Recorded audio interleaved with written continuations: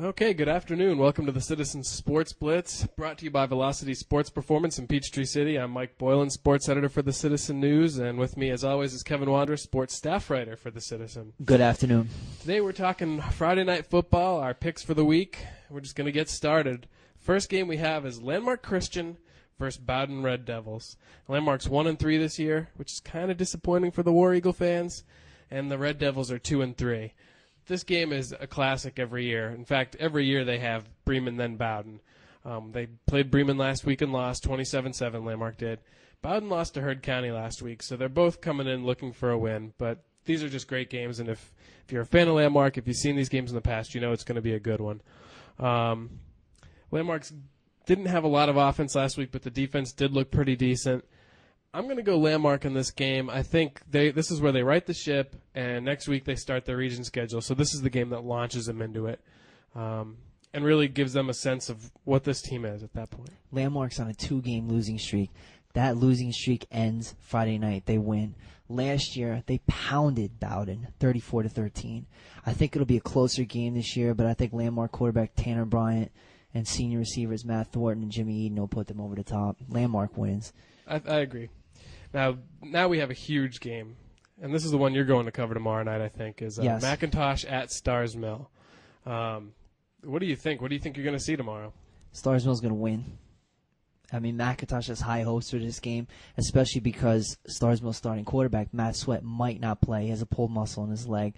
But I think Miles J is good enough to direct that offense to a victory over McIntosh. But I don't know. I think it's going to be a close game. I really do, because Stars Mill's down this year. Injuries have taken a toll on them, but I do think Stars Mill's going to beat McIntosh. Well, I agree with you. I'm going Stars Mill, but I think McIntosh is going to keep it close. I think the defense is going to hold Stars Mill to probably their lowest offensive output they've ever had against the Chiefs. Oh, this should be a very low-scoring game because, McIntosh has a good defense. Stars Mill has a really good defense. I don't expect too many points to be scored. No, I think McIntosh will have a lot of problems moving the ball against Stars Mill's defense. But, if they get good field position from special teams, they might be able to sneak some field goals in there, and that might be enough. There's been a lot of field goals in Stars Mill games this year, and it could come down to 3 points tomorrow. Right. But I think we're both going Stars Mill, and that's Stars Mill's homecoming tomorrow night. And also keep in mind this year, after every loss, they've won. They lost last week, so. That's true. And McIntosh has had a week to prepare, so it's a toss-up. You're going to see a good one, that's for sure. The next game to talk about is Our Lady of Mercy, the surprising 2-2 Bobcats at Glasscock County, and they're 1-4. I saw Mercy play last week for the first time this year. They have a lot of offensive weapons. Dominique McDermott, Christian Willis, Jarrell Bankhead, William Pearl. They won't have any problem moving the ball against Glasscock County. However, Glasscock County apparently has 3 excellent running backs, and the Mercy defense still has a lot of work to do. And Coach Brian Pinnabell will be the first one to tell you that. This is going to be a close game, but I'm going Mercy. I think they are going to have 3 wins in a row before they start their region schedule. First ever 3-game winning streak for Mercy. Hallelujah. Is the Pope going to send another message if they do get a third win? There's a very good chance that'll motivate the fighting Catholics to pull together and get that 3-game winning streak. Pope Benedict did send a message to us last week talking about this game, so about last week's victory. Very honored by that. It was funny last week after the win.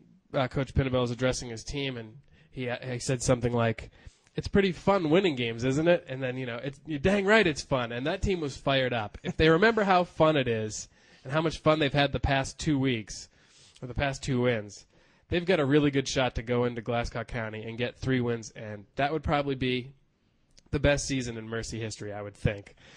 So they're really looking forward to it. We're going to take a quick break and be right back to talk about the final couple games. Stay tuned. Velocity-trained athletes, from beginners to professionals, are getting maximum results with scientifically advanced performance training. Visit www.velocitysp.com/PTC for more information. X Playground's your source for all things football. Watch all the NFL games with the main game on a 146-inch screen. Fantasy players, bring your laptop for Wi-Fi. Try X Playground's Good Pizza, located next to Talbot Bank in Peachtree City, xplayground.biz. Welcome back to the Citizen Sports Blitz, brought to you by Velocity Sports Performance in Peachtree City. We have 2 games left to talk about, and they're probably the toughest 2 games to pick this week. And the first one is a real bear. The Whitewater Wildcats versus Banneker Trojans. It's Whitewater's homecoming, but here's the rub, and Wildcat fans know what I'm going to say next. We've picked against Whitewater the last 2 weeks, and they've won. I feel like I have to pick against them if they're going to win this game against Banneker.